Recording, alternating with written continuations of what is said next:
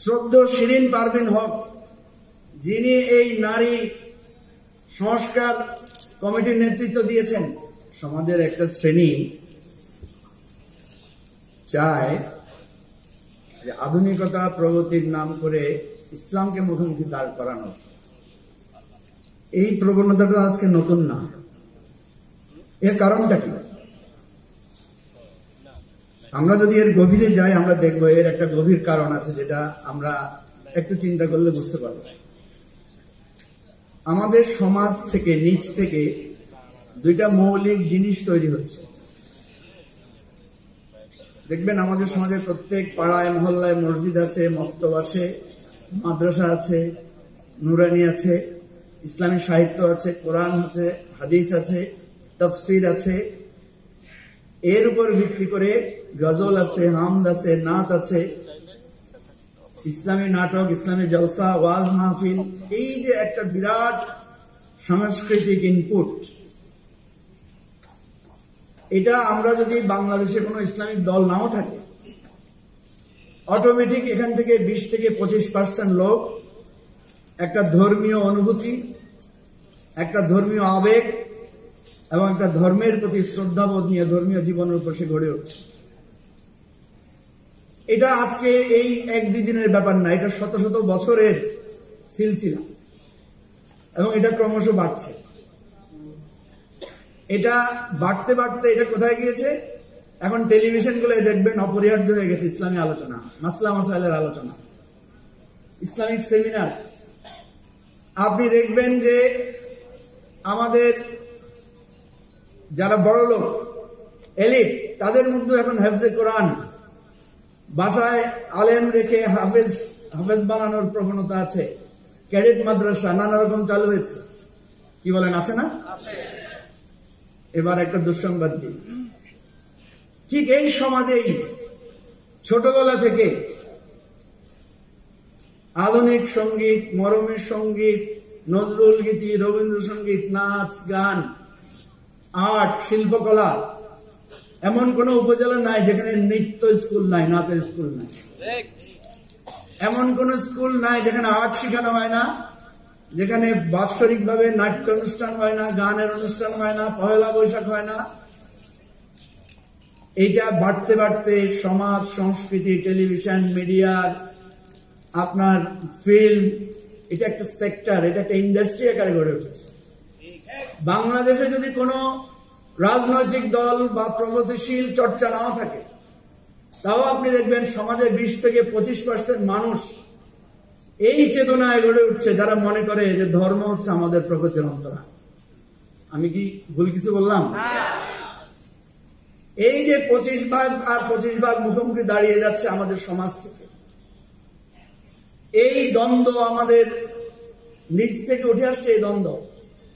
সেই জন্য আপনি দেখবেন যারা ইসলামকে এখান থেকে দূরীভূত করতে চায়, যারা মুসলমানিত্বকে মুছে দিতে চায়, তারা তাদের আন্তর্জাতিক প্রভুর সমস্ত শক্তি, সমস্ত অর্থ ব্যয় করেও এখন পর্যন্ত তারা সফল হতে পারে নাই।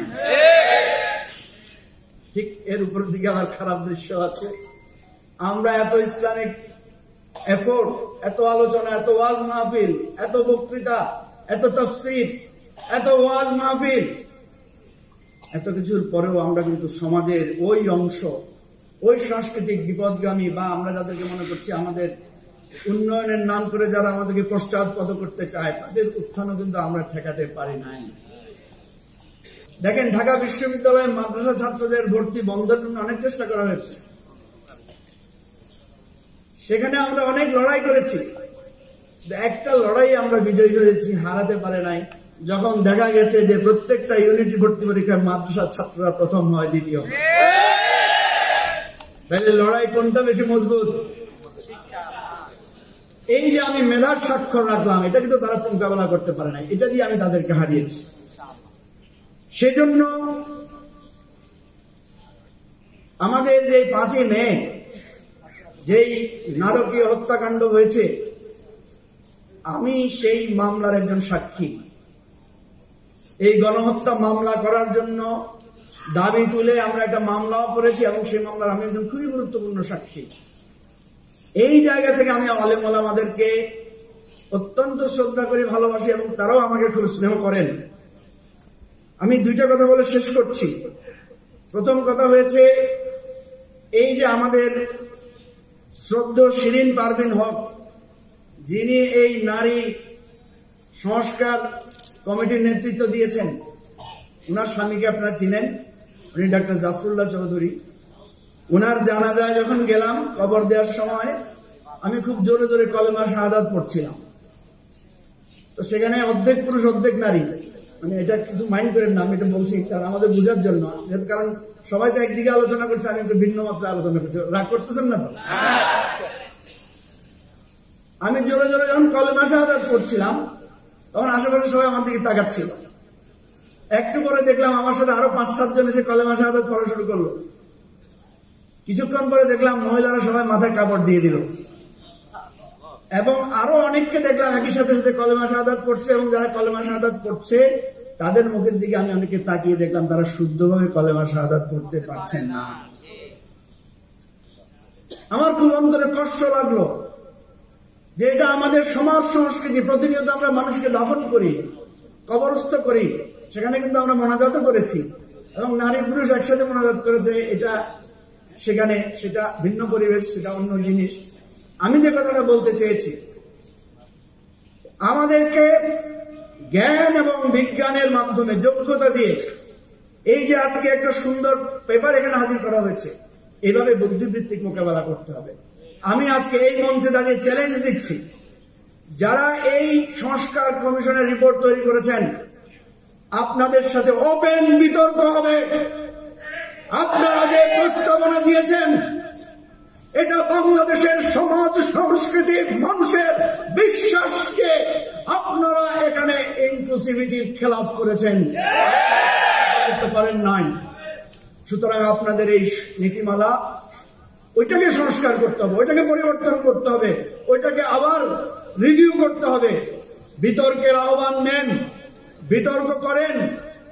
খুব লাস্ট একটা কথা বলে শেষ করছি, ভিক্ষাবৃত্তি কোনো পেশা হতে পারে না।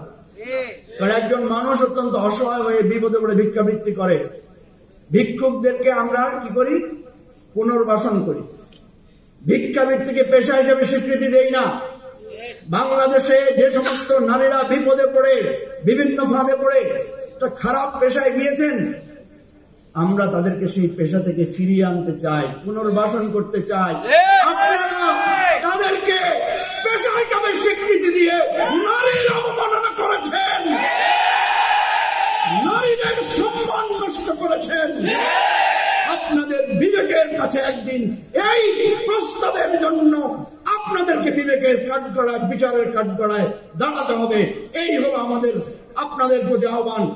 আবারও সবাইকে বলবো, ওপেন বিতর্ক করে এই নারী নীতিমালার বা নারী সংস্কারের প্রত্যেকটি বিষয়ের বিতর্ক করতে আমরা প্রস্তুত আছি। আপনারা আয়োজন করেন। ধন্যবাদ। আসসালামু আলাইকুম।